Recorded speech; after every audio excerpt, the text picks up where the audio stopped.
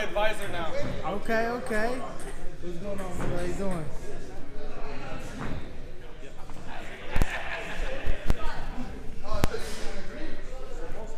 Saw your tweet, but just your thoughts on the Haney fight. You know, again, first time seeing you since. It was amazing. You know, I saw some guys like Ryan Garcia and them, of course, because they're like rivals. Right. He was like, it was boring, the fight. It wasn't boring at all to me. I don't think it was boring for any like boxing fan, because it was a masterclass of boxing. How many rounds did you give George? He said he felt it was a close fight. I don't think it was close at all. I would maybe give him one. I thought the second round he landed a big hook, and I was like, you know what, we'll give that to George. Yeah, it was that left foot. Fights where it wasn't like that at all. I don't think. Where do you think Devin goes from here? Like, what's next? You know, Ryan's tied up with Fortuna.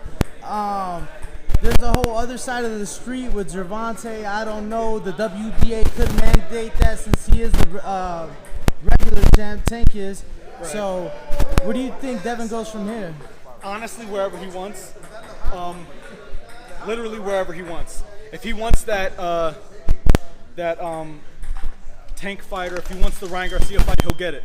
If they want it too, of course. But he's the boss now. I mean, he's at the top. So I think Lomachenko might be one of his next two fights. Okay, but even with that, it's still an unknown because he's in Ukraine and no telling like what comes from that, you know? Right. It's tough. I mean, we'll see. But I know Devin calls the shots now.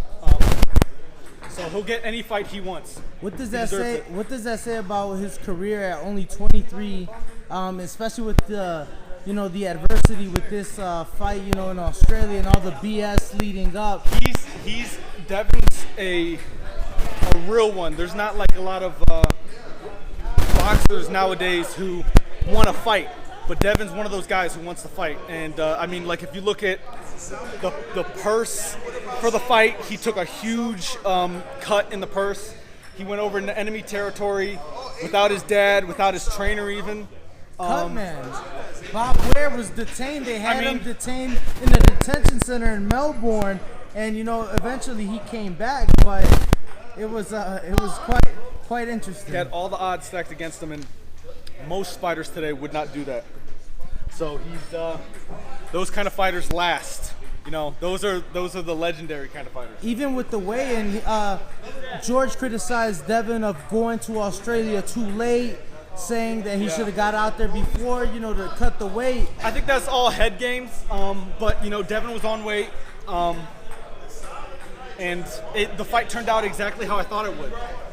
So it's interesting. In Kambosos is not an easy fighter by like any means at all. He would give anybody problems. So, wow.